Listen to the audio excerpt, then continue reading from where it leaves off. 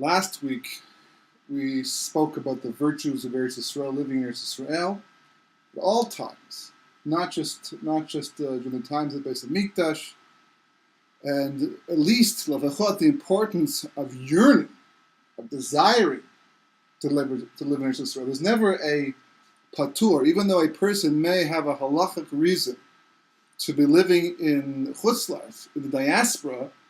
It doesn't mean they have any permission to stop yearning to be here, as the pasuk says, and that's really what it's a piece of Yeshua, part of the piece of Yeshua of anticipating the final redemption is the yearning to be living in Eretz Yisrael. It's all part of the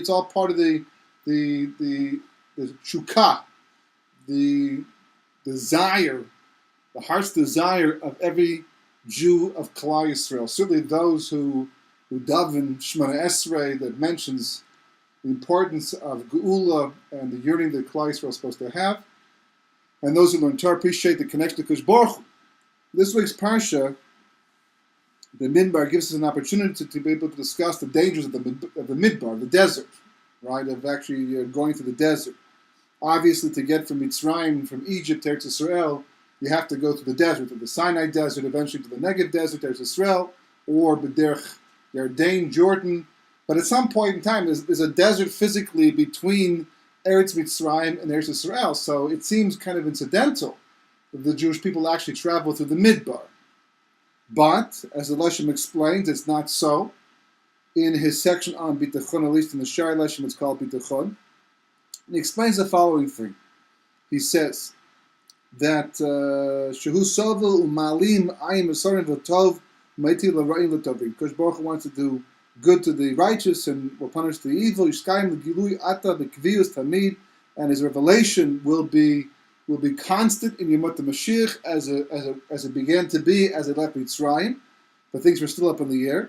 Hinei al zeh hayu Yisrael az b'pachet u'b'da'aget tamid. This is what the Jewish people were constantly concerned about in the Midbar, that the revelation of Kosh Baruch Hu, which included taking care of them, all the nisim and niflaos that were done for them in the Midbar, would come to a stop.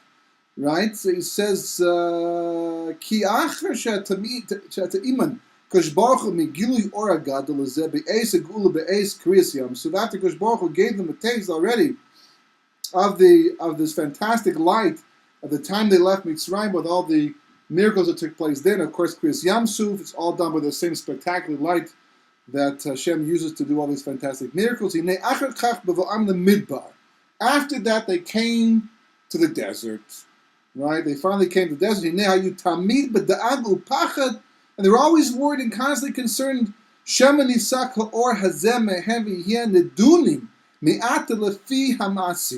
that they would be judged according to their actions. And because this light is Lamam Teva, as long as the light of Arach Ampin, that we call Ayin, shines, it's Lamalim in the says over here, meaning that our merits don't bring the light down and our averes don't stop it from coming down. It's associated with the Yugel Midas Rachamim, the 13 principles, the 13 traits of mercy that God shows the Jewish people. That this light is so high up and so central, so seminal, that it cannot be dependent upon the will of human beings that go flip-flop all the time.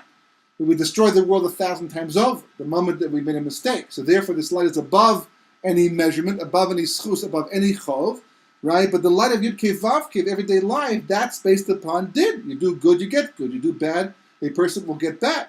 Right? So then they'll be judged according to the Masi, especially the time of sakana, the time of danger in the Midbar is a very dangerous place to be. And that's what the Jewish people meant when they said, is God amongst us or not?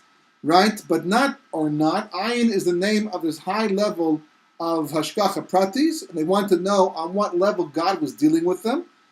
Right, as it says in the Zohar, Parashas Bashalach, Kad Nafku, when they went out, the Midbar, they went out to the desert, right? Nato Kujichabrichu, Ziva, Yikara, Dilek, which Baruch Hu took his very precious light from them, right? Mitamam from there. Amar Rabbi Shimon, Rabbi Shimon says, Ad Dahavu Azle Bamidbar, right? Immediately after they got to the desert, is Gali Allah Yerushusa Achra, a different domain, a different reality, a different spiritual consciousness was revealed to the Jewish people after they got to the Midbar after Kriyas Yam-Suf. The Shar Ami, that which is of the rest of the nations of the world. Hahu the Shalip Midbara, that which he rules over the desert. V'hu Sitrachra, right? This is the Makom, the Midbar is the place of the Sitrachra, right? Which is why it's dead and has no life. But you have to understand and hold on towards the end because it's not as simple as we think it is. It's not just the Sahara Desert or the Negev Desert where there's no life growing, or very little life growing. We'll find out that the term Midbar has different applications. One that is specifically very shaykh, very relevant to our generation, right? Va'aru bahen taman. It was instigated over there, right? Shabal aril aleim lasisam ladicham lisnakel osam betach losam. Because Baruch Hu specifically took them into the Midbar to expose them to the Sitra Achra, that they should be exposed to his machinations. They should be exposed. They should be tested. They should go out there and have to confront the Sitra Achra, the Tzahara, and all of its fury. When the Jewish people saw that the light, there was not the place, there wasn't the light, they couldn't find the ziv, the splendor of their king. It says they came to Mara, it was bitter. The place is called bitter because that was the bitterness al pisod. They didn't see the light of Hashem. They had the Anei Kavod, but it wasn't the same level, the same target. Even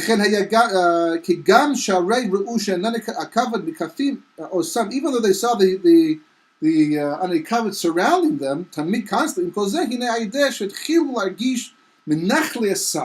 right? Even though they had some spiritual consciousness, they had the reality of the Anei Kavod and the man falling, of course, as well, the man falling as well, and they still felt pulled by the Sitra Achra, and that can have different forms: doubting, hashgacha pratis, excessive fear, wanting to go back to Mitzrayim. You see, like even though you've got the support of a Kosh Baruch Hu, that there can be a dual reality where the Sitra Achra, the Tzahara, starts to tempt a person and pull a person in the wrong direction. They felt that, right? The spiritual high with which they left Mitzrayim was dissipating somewhat. Hayu tamid b'pachad shem nisach magilu or datikadisha. And they're worried that maybe they'll fall prey to the Sitra Achra, and as a result of it, they'll lose the right, this high-level light that Hashem has been using up until now to save the Jewish people, protect them. That's what it's saying.